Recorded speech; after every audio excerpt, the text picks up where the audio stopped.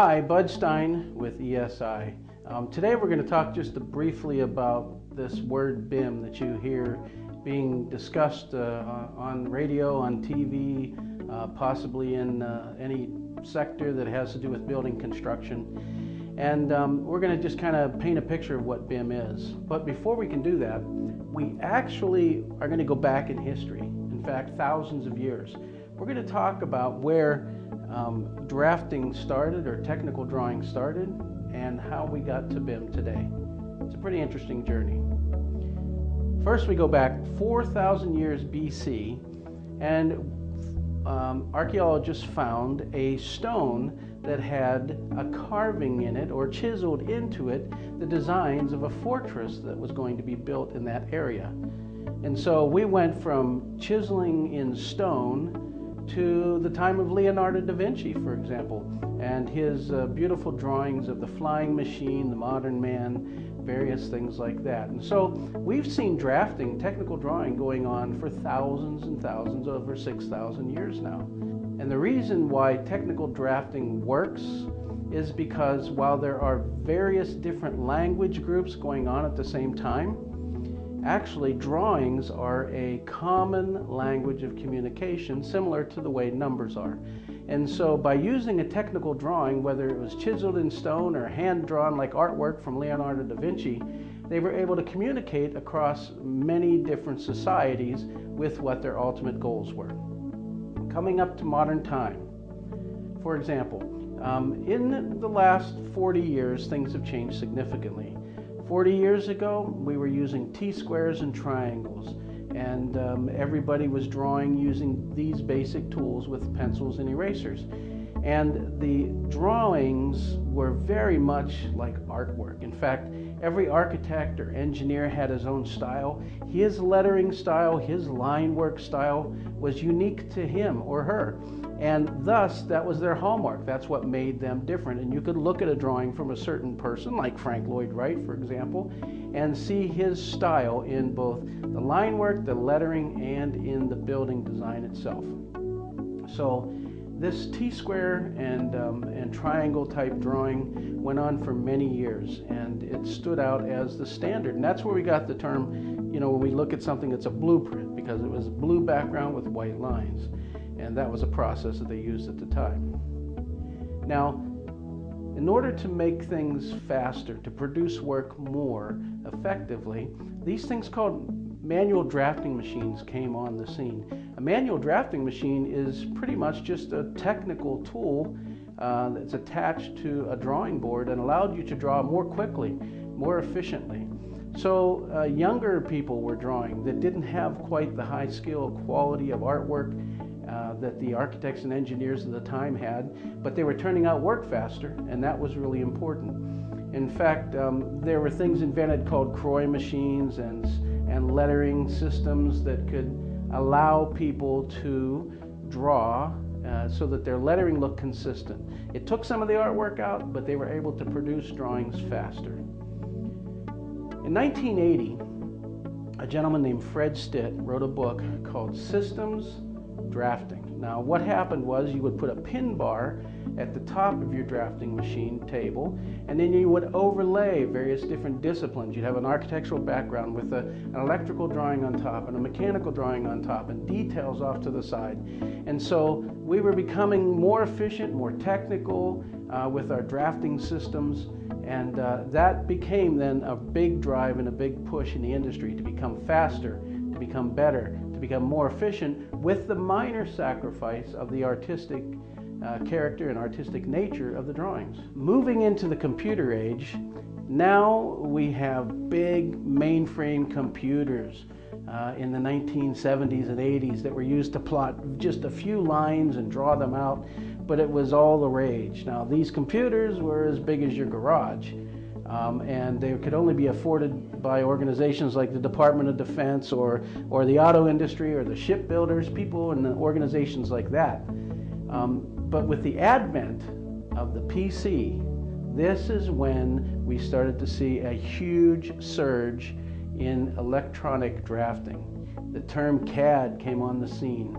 In the 1980s, two different companies were fighting for market share. They were Autodesk and MicroStation. Those two companies fought tooth and nail to get their CAD packages out to these PCs and for people to start drawing using these electronic tools. These two companies were like the Hatfields and McCoys, though. They just couldn't communicate. If you did a drawing, a DGN file in MicroStation, and you wanted to convert it to a DWG file in AutoCAD, it was chaos. Very complicated, very difficult. So, though they went their various ways and they grabbed their various market share, today we know AutoCAD is pretty much the standard in drafting, whether you get it in high school or you know someone that uses it, and MicroStation is pretty much the standard used by the Department of Transportation for bridges, highways, and projects like that. So with these CAD packages, we were able to now standardize the look of every drawing. There was no longer that artistic rendering, but instead it was quick replication and changing and production of two-dimensional drawings. Really significantly increased the speed. Unfortunately, it made us make mistakes faster too.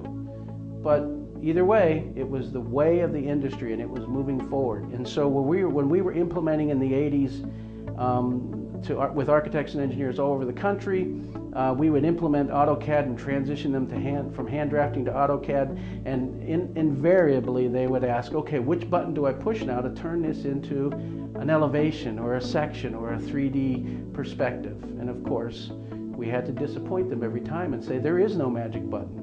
There's nothing there yet. It's many years away. Well, those times have come upon us now. So with that desire and that push of the market to produce 3D drawings, AutoCAD and MicroStation both started to put 3D capabilities within their software. Now these capabilities were not true BIM.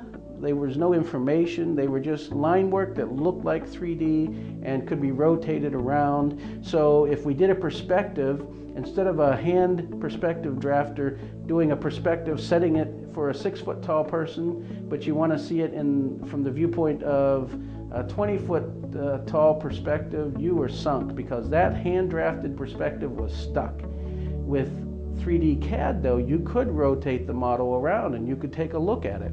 And this was a big deal.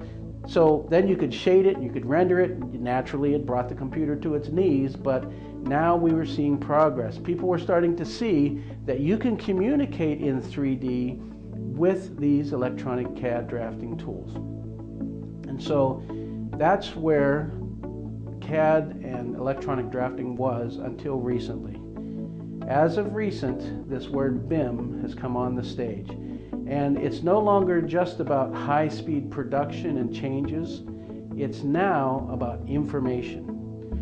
So BIM tools like Revit, which is an Autodesk product, are available for a person to build a building using the actual elements. When you put a W12 by 24 column or beam in, you are actually dealing with an entity that has all the characteristics and all the capabilities of that piece of steel.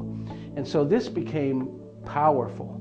Now you were not only drawing lines, which were symbols, which is the universal way we communicated for centuries. We had a little image that represented a symbol. We would draft it by hand or by CAD, and it would go into the field, and the contractor would look at it and know exactly what that particular image represented.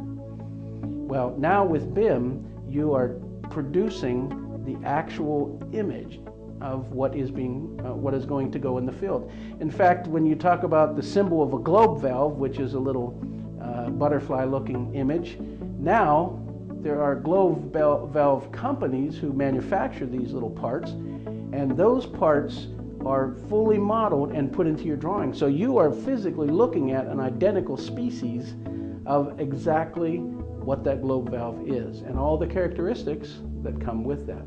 So BIM, building information modeling, it allows us to do 2D. Actually, you're always producing in 3D, but it can spit out 2D to AutoCAD, to hard copy plots and prints, PDFs, whatever you want.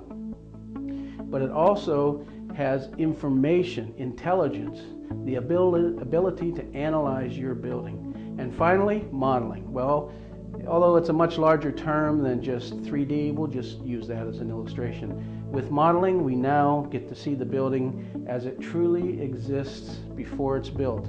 We can work out all those coordination and clash issues in a building before we ever buy one piece of material. So massive savings. So BIM allows us to come up with the concept of a building, find out if it's buildable and functional, look at all the clash, get all the other disciplines involved in working with a real model, not in 2D but 3D, and then when the model is finished, you have a much more mature end product, thus reducing the change orders and the complications that come with trying to coordinate teams in a two-dimensional world. So from chiseling on a stone to modeling in 3D and analyzing that information, we have come that far in those 6,000 years.